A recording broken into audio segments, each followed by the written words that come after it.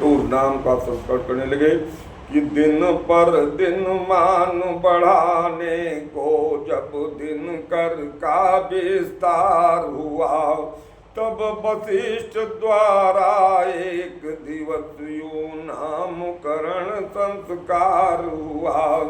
जो नित्य सुखदायक सुख राशि सुख सागर सुख प्रद सुख कर है, उस कौशल्या के नंदन का श्री राम नाम ही सुंदर है। कैकेयी सुत है बेसुभरण, रखता हूँ भरत नाम इसका। जग को सुमार्ग दिखलाएगा, उत्तम आदर्श काम उसका। वशिष्ठ जी नामकरण किया। दो सुत हैं मात सुमित्रा के, शत्रुघ्न द्वितीय कहाएगा। शुभ लक्षण धाम प्रथम जो है, वो लक्ष्मण ही कहलाएगा। सुगण सुरगण ने प्रभु को देख देख विकसित निज जिद मन कमल किया। शिव ने भी बाल रूप लख कर जीवन को अपने सफल किया। उस समय शारदा देवी भी सुख से फूली न समाती थी। जिस समय ऋचाए नारी मन प्रभु को पालना झुलाते थे। बाल स्वरूप प्रभु का चबानंद दे रहे। नित्य नया त्योहार था, नित्य नए कुल रेत, इस प्रकार आनंद में गए मास कुछ भी। तो चारों ही बालक सुंदर थे, चारों ही रूप मनोहर थे, फिर भी वह कौशल्यानंदन चारों में सबसे बढ़कर थे। तो लाला संध्या को सोते हैं तो नजर उतारी जाती है। जब चलते हैं घुटनों के बल माता बलिहारी जाती है। तो चंदा को कभी मांगते हैं पर चाही कभी पकड़ते हैं। जब भी जैसी हट पड़ जाए फिर नहीं मनाए मनते हैं। तो दिन प्रतिदिन बढ़ने लगे चारों राजकुमार, पुरुष नारी शोभा निरखे होती थे बलिहार। तो फिर देखो तो उन पैरों में क्या मृदुल पाँवटे बाज रहे। तुम मानो शोभा के रक्षक मन दो द्वार पालिए गाज रहे। तो बहिना उस उदर त्रिवेणी में तट बच स्थल अतिशय प्यारे हैं। खष्ट स्थल रहता है सुडवल मानो कच्छप अवतारे हैं। जन सुखद मनोहर चार चिबुक अरुणारे अदर सुहाए। और जिनकी लाली को देख देख लाखों ही लाल लजाए हैं। तो रसना रमणीय रचे राजे रस भरी रसीले रसिकों की। वाणी से वर्णन हो न सके मधुराई वो वचनों की। तो बड़भागी बाल विशाल सुखे भूपति के चिन्ह बताता था। चंदन जगबंदन नंदन का मर्यादा धर्म दिखाता था। तो हाथों में धनुष बाण सोए रघुवंशी रघुनंदन के। रघुन दशरथ रघुनंदन के सरयू के तीर नेत्र दर्शन हो जाते हैं जगबंदन के। रोज सरयू तट पर जाते हैं। तो श्री अवधपुरी के धन्य भाग जो जन्म में यहाँ कुंवर चारों। तो राजा की चारों दित जय हो पाकर रे सुत सुंदर चारों। इसी बात सब बात तभी होते थे बलिहार।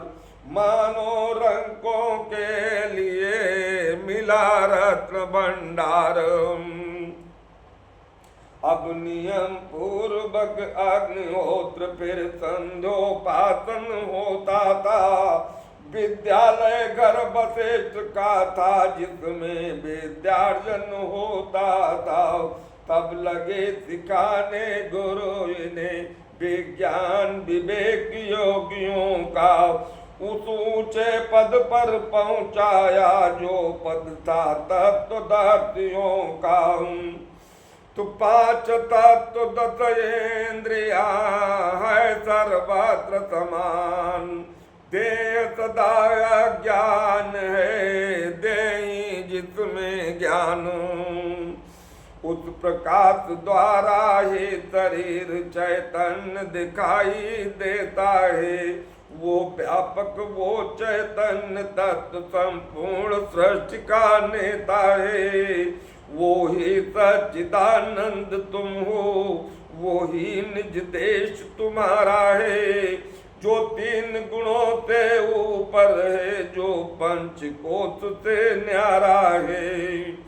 कट सकता नहीं शस्त्र से वो ज्वाला भी जला नहीं सकती। उड़ सकता नहीं पवन से वो वर्षा भी बहा नहीं सकते। उसमें ही विविध शरीर सदा बनते हैं मिटते जाते हैं। जिस बात पुराने होने पर वस्त्रादि बदलते जाते हैं। आत्मा कांत स्वरूप है देह भ्रांत ही भ्रांत। इसी बात पर एक अब देते हैं दृष्टांत। मिट्टी के बड़े विविध विध हैं सबके सबसे जल भरे हुए। वह एक जगह या कई जगह या बहुत जगह धरे हुए। और देखो रवि है आकाश मध्य उन सारे घटों में जल भरा है और उसमें आकाश से सूर्य चमकता है और सभी घड़ों में अलग अलग आता है। उसी तरीके से माया और जीव है। तो देखो रवि है आकाश मध्य छाया संपूर्ण घड़ों में है अटल एक ही माँ तेज माया संपूर्ण घड़ों में है। सभी घड़ों में सूर्य अलग अलग नजर आता। उसी तरह अलग अलग शरीरों में अलग अलग आत्मा, लेकिन अंत में एक ही है। आत्मा च ब्रह्म ब्रह्म च आत्मा। तो अच्छा अब घड़ा टूटता है गल गया सहारा नहीं रहा। सूरज भी है छाया भी है पर वो उजियारा नहीं रहा। जिस तरह घड़ा फूट जाता तो उसमें न सूरज दिखाई देता न जल बरसता है।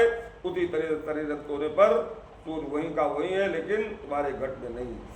तो इसी बात संसार में घट रूपी है दे और छाया रूपी जीव का ये निश्चित गे। त्रिसूर्य रूप है एक ब्रह्म जो सब पर तेज डालता है। अव्यक्त यथार्थ वही पर है नाना रूपों में भासता है। वास्तव में सूर्य देव भी है और छाया भी कहीं नहीं जाती। ऐसे ही ब्रह्म एक रस है माया भी कहीं नहीं जाती। इसी बात संसार का चलता है सब काज। यहाँ न कोई प्रजा है और ना है नर राज। तुम सच्चे बनो कर्म योगी निष्काम करो कर्तव्य सदा। निज ज्ञानानल में भस्म करो होतव्य और भोतव्य सदा। जिस बात सृष्टि का मूल तत्व सर्वव्यापक चेतन ही वो है। नरमंडल के सुख का त्यों ही अच्छे नप का सान ही है। जैसे चेतन की लीला में चलता न किसी का चारा है। त्यों ही शासक के चक्कर से सब जगह मनुष्य भी हारा है। इतना बानक बन जब बन जाए अच्छा कहलाता जीवन है, अन्यथा अशांत जगत में तो व्याकुल ही रहता तन मन है। अच्छे कर्म का प्रारब्ध अच्छा बनता, जिस तरह जो आप बीज बोएंगे वही वृक्ष निकलेगा, वही फल होगा। तुम राजा के कुंवर हो रखना कुल के लाज, जब ये अवसर आए तो करना अच्छा राज। जग में आते रहेंगे सदा शोक या हर्ष, बात बात में यहाँ पर होता नित्य संघर्ष। इस तरह यहाँ बात बात में नित्य संघर्ष होता है।